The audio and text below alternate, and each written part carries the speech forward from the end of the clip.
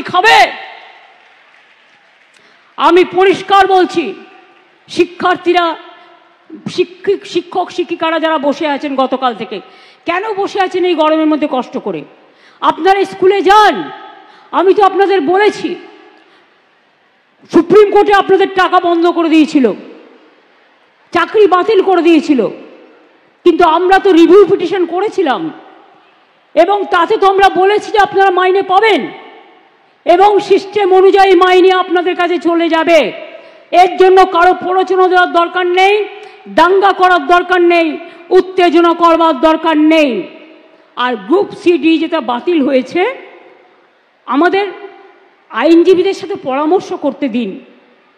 আমরা আইনজীবীদের সাথে পরামর্শ করে বাদবাকিটাও আমরা নিশ্চয়ই আবার দরকার হলে রিভিউয়ে যাব, এইটুকু বিশ্বাস আমাদের উপর করতে পারেন। যারা আপনাদের চাকরি খেয়েছে তাদের উপর ভরসা করবেন না, যারা চাকরি ফিরিয়ে দিয়েছে তাদের উপর ভরসা করুন, আর যারা আগামী দিনও ফিরিয়ে দিতে পারে তাদের উপর ভরসা করুন। আইন আমাদের মানতে হয়, আইন মেনে চলতে হয়। আবার আইনে মনে রাখবেন, আইনও যেমন আছে, আইন আবার পথও খুলে দেয়। সুতরাং আপনাদের চিন্তা করার কোনো কারণ নেই। আমি তো নিশ্চয়ই চাইব না আমার রাজ্যে বেকার বাড়ুক। আবার দেখছি হাইকোর্টে একটা কেস করে বসে আছে, 35,000 প্রাথমিক শিক্ষককে ছাঁটাই করতে হবে। এরা কারা? এরা কারা?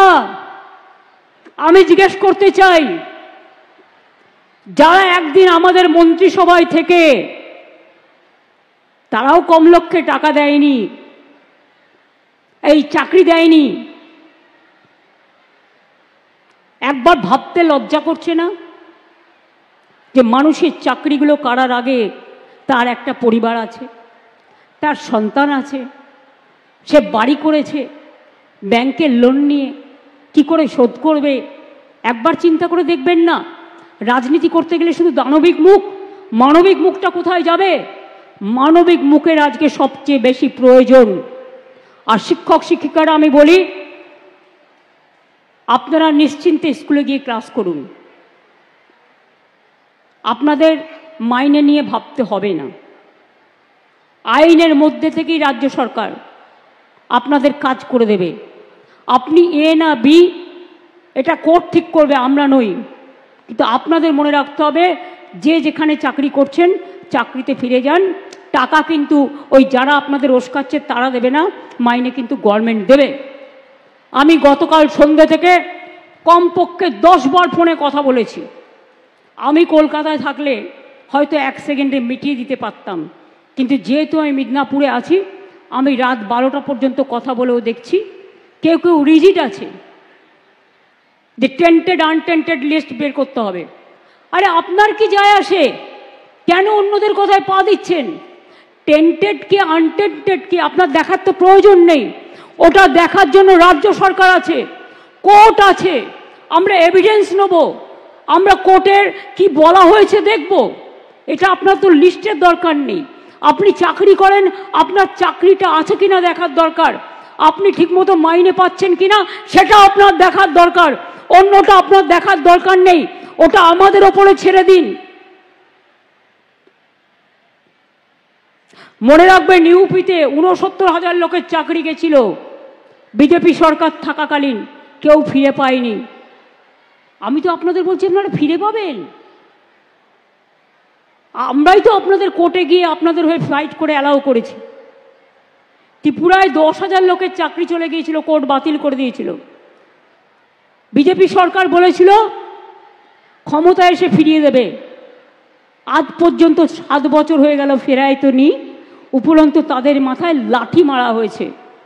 আমাদের সরকার কিন্তু তা নয়। মনে রাখবেন, একটা দাঙ্গা হয়েছে দুঃখজনক, আমরা কেউ দাঙ্গা চাই না। 2টো ওয়ার্ডে, ধুলিয়ানে 2টো ওয়ার্ডে হয়েছে, সেটাও বহিরাগতরা কিছু লোককে স্থানীয় সাথে নিয়ে কিভাবে করেছে সে চক্রান্ত ফাঁস আমরা করে দেব। কিন্তু মারা গেছেন যারা, তাদের পরিবারকে আমি কথা দিয়েছি 10 লাখ টাকা করে দেব।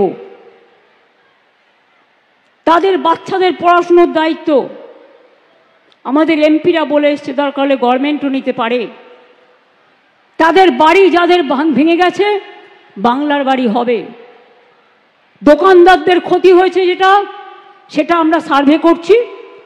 আমি মে মাসের ফার্স্ট উইকে যাব, আমি তখন গিয়ে বাদবাকিটা দেখে করে দিয়ে আসব। এইটুকু ভরসা আপনারা করতে পারেন, এইটুকু আপনারা নিশ্চিন্ত থাকতে পারেন। কি হলো, জল খাবে? এবং সেখানে ইতিমধ্যেই 5টা বড় প্ল্যান্ট আসছে, লক্ষ লক্ষ কর্মসংস্থান হবে এবং সেখানে ইতিমধ্যে আমরা অনেকগুলো ক্লিয়ার করে দিয়েছি, বাদবাকি আরও ক্লিয়ার করব। যারা বলে বিজিবিএসে কি হলো, বেঙ্গল বিজনেস সাবমিটে, আমি অফিসিয়ালি আপনাদের বলে যাচ্ছি, আমরা 7টা বেঙ্গল বিজনেস সাবমিট করেছিলাম। আমরা প্রস্তাব পেয়েছিলাম প্রায় 19 লক্ষ কোটি টাকার ওপর। আমরা 13 লক্ষ কোটি টাকার কাজ ইতিমধ্যে কমপ্লিট করে ফেলেছি। তাই দেখবেন রাস্তার দুধারে ইন্ডাস্ট্রি তৈরি হচ্ছে এবং বাদবাকিটাও প্রসেসে আছে, চলছে। আর এবার বিজিবিএসে আমরা 4,04,000 কোটি টাকা প্রপোজাল পেয়েছিলাম, তার মধ্যে শুধু শালবনীতে 16,000 কোটি টাকা হয়ে গেল। দেখলেন আপনারা, 2,000 একর জমিতে ক্ষুদ্র শিল্প হয়ে গেল। এছাড়াও ইতিমধ্যেই আমরা প্রায় 1,000 ছোট ছোট শিল্প, যেটা বিজিবিএসে হয়েছিল, ক্লিয়ার করে দিয়েছি, তাদের প্রসেস শুরু হয়ে গেছে। অনেকে বলে কোথায় শিল্প, কোথায় শিল্প, ওটা তো একটা গল্প। আমি বলি হ্যাঁ, সবটাই তো তোমরা গল্প দেখো, কিন্তু এটা ভাবো না গল্প দিয়ে মানুষের জীবন শুরু হয়। এক একটা মানুষ ছোট থেকে কত বড় হয়, তাদের জীবনে কত দুঃখের ঘটনা থাকে, কত কাহিনী থাকে। এই কাহিনীগুলো অনেককে জানতে, শিক্ষিত করতে সুযোগ করে এবং তা দিয়ে শিক্ষা নিয়ে আমরা কিন্তু অনেক কিছু তৈরি করতে পারি। শিল্পকে শুধু গল্পের পর্যায়ে ফেললে হবে না, শিল্প তৈরি করাটা অবশ্যই মনে রাখবেন কর্মসংস্থান সৃষ্টি করে, আর্থিক উন্নয়ন করে। একটা সৃষ্টিশ্রী প্রকল্প, যাদের স্টলে আমি গিয়েছিলাম, বছর বিদ্যুতের দাম আরো অনেক কমে যাবে আর 100 বছরের জন্য আর লোডশেডিং বাংলাকে কখনো ফেস করতে হবে না।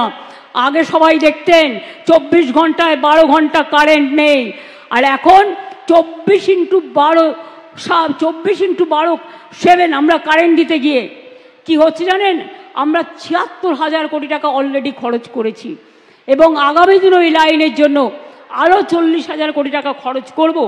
কিন্তু আমরা চাই দেউচা পাঁচমি হয়ে গেলেও প্রায় 1 লক্ষ ছেলে মেয়ের কর্মসংস্থান হবে। ওখানে আদিবাসী ভাই বোনেরা, সংখ্যালঘুরা যারা জমি দিয়েছে, তারা প্রত্যেকে হোমগার্ডের চাকরি পেয়েছে এবং তাদের টাকার প্যাকেজ দেওয়া হয়েছে, তাদের ঘরবাড়ি তৈরি করে দেওয়া হচ্ছে। আগামী দিন ওই সব জায়গায় তারাই কাজ করবে।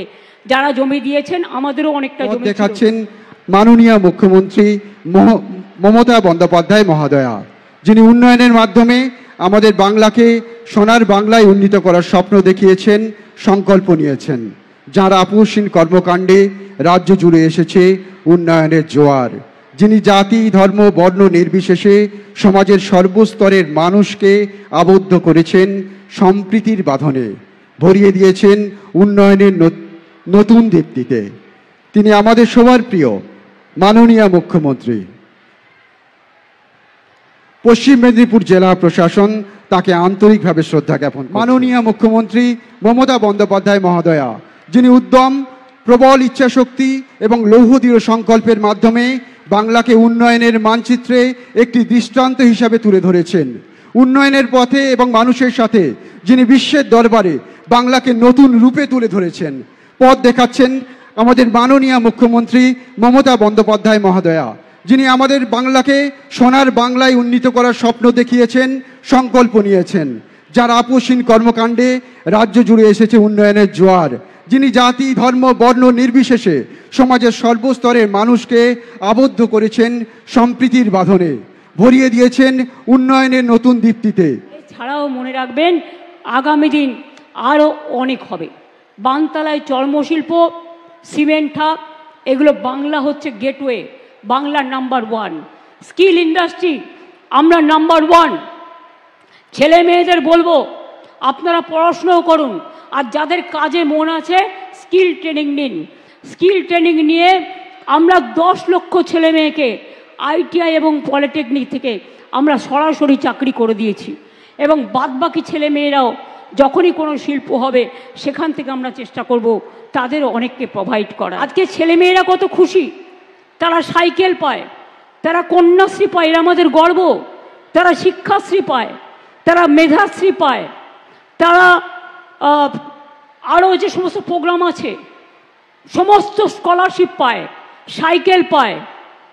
9-এ উঠলে সাইকেল পার্ক একটা খড়গপুরে তৈরি হচ্ছে, আর একটা ফার্টিলাইজার পার্ক পানীয় জল পৌঁছে দেবার লক্ষ্যে কাজ করা হচ্ছে। ইতিমধ্যে পাবেন 10,42,000, কাজটা করতে একটু টাইম লাগছে। ইতিমধ্যে 1,200 কোটি টাকা খরচ করে 4,40,000 বাড়ি, 4,000 বাড়িতে জলের কানেকশন ইতিমধ্যে দেয়া হয়েছে।